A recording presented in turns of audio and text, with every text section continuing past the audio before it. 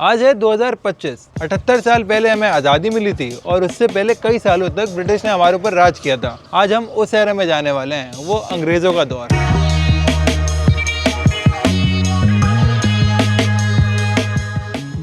Fair Hall, Empress Market, Mohatta palace और Saint Patrick's church, आज हम ये सारी जगह जाएंगे। ऐसा नहीं है कि संडे के दिन सुबह सुबह खुशका हो गया हूँ मैं, इस सब के पीछे एक कहानी है और एक वजह भी, और ये वजह पता चलेगी फेयर हॉल जाके। हमारा एक बहुत खूबसूरत सा प्लेटफॉर्म है जिसका नाम सफ़र बडीज़ है। हम जो है वो पहुँच चुके हैं फेयर हॉल। और वैसे तो ये कुछ ख़राब वजूहात की वजह से फेमस है, लेकिन असल में अगर मैं बताऊँ तो ये एक लाइब्रेरी है और यहाँ पे हर संडे जो है वो बुक्स का स्टॉल लगता है, हर वीकेंड पे स्टॉल लगता है। तो यहाँ पे जो लाइब्रेरी है उसमें बुक्स पढ़ी हैं कि 100-200 साल पुरानी बुक्स भी पढ़ी हुई हैं। इस वक्त हमारे पास बड़ी ज़बरदस्त किस्म का एक डाइवर्सिटी टूर आया है जिसके अंदर सिंध की जितनी खूबसूरत कम्युनिटीज़ हैं वो आज बैठ के न सिर्फ इकट्ठा रिलीजियस प्लेसेस को एक्सप्लोर करेंगी, साथ बैठ के खाएंगी। वो जो खलल है दिमाग में जिसकी वजह से एक दूसरे से नफ़रतें बढ़ती हैं, उन नफ़रतों को आज मिल के हम मिटाएंगे।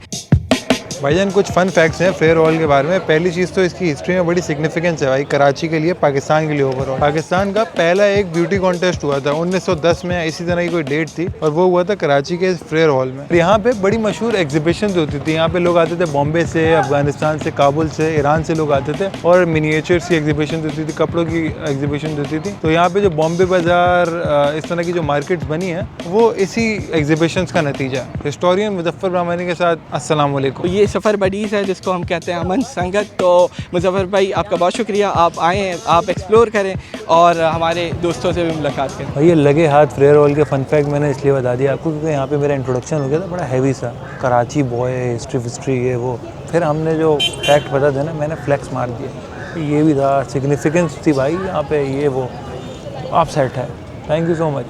हिस्टोरिकल मुजफ्फर ब्रह्मानी, हिस्टोरिकल नहीं, हिस्टोरियन मुजफ्फर ब्रह्मानी। और जब हम टीम से डिस्कस कर रहे थे कि जी मुजफ्फर भाई हमारे साथ आ रहे हैं, तो सबसे अच्छी चीज़ हमें ये लगी कि जो हमारा कोर है, जो हमारा खासा है, जो हमारा मकसद रहा है जोड़ने वाला, ये अपने वीडियोस के ज़रिए लाखों लोगों को जोड़ते हैं। तो मुजफ्फर भाई आपका बहुत शुक्रिया, आपको अगेन वेलकम।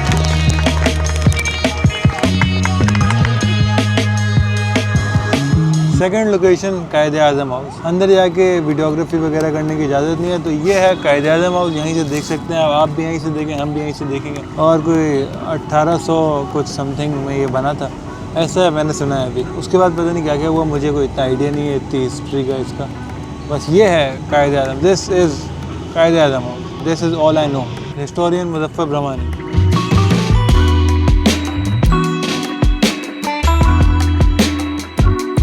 भाईजान अभी हम अंदर से हो गए हैं और बड़ी इंटरेस्टिंग सी चीज़ें पता चली हमें। यहाँ पे 1890 में ये बना था, 1943 में कायदे आज़म साहब ने ख़रीद लिया था ये। उनका प्लान था कि रिटायरमेंट के बाद यहाँ पे चिल करेंगे वो, लेकिन कायदे आज़म ज़्यादा टाइम तक रहे नहीं थे यहाँ पे, बल्कि रहे ही नहीं। वो फातिमा जिन्ना रहती थी यहाँ पे, उन्हीं की गाड़ियाँ हैं, उन्हीं की सारी चीज़ें पड़ी हैं। कायदे आज़म की बहुत कम चीज़ें पड़ी हैं। आपस की बात है कि फातिमा जिन्ना के पास और कायदे आज़म के पास गाड़ियाँ बहुत क्रेजी थी यार। भाईजान आप जिस जगह पे आ गए ना, वहाँ पे आने के लिए मैं सबसे ज़्यादा एक्साइटेड था। यह है कराची का सबसे पुराना कैथीड्रल, सेंट पैट्रिक्स कैथीड्रल।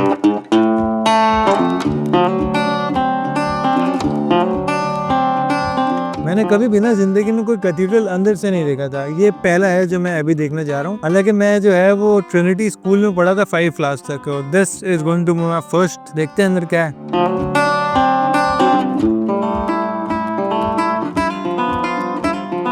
तो अंदर होते हैं काशिफ भाई, और काशिफ भाई ने जो है वो पूरा बताया कि क्या कैथीड्रल होता है, क्या क्या रिचुअल्स होते हैं और किस तरह एक चर्च और कैथीड्रल में फ़र्क होता है, कैथीड्रा क्या होता है। और कोई 15-20 मिनट के सेशन के बाद हमने पूरा देखा कि कैथीड्रल अंदर से कैसा होता है।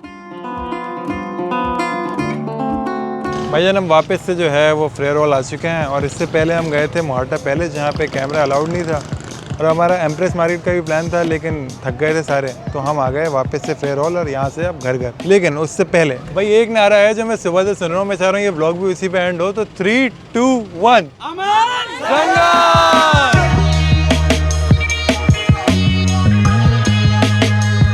फिट चेक कर लेते हैं, फिट चेक। ये मेरी पैंट और ये ग्रीन कलर की शर्ट, ये अगर आपको पसंद आ रहा तो सारा क्रेडिट जाता है हमारी पसंदीदा खातून जो है, हमारे जो मंगेतर हैं, उन्होंने ये कपड़े दिलाए हैं हमें। नहीं आ रहा पसंद तो शट अप, अपना ओपिनियन अपने पास रखें। Thank you so much.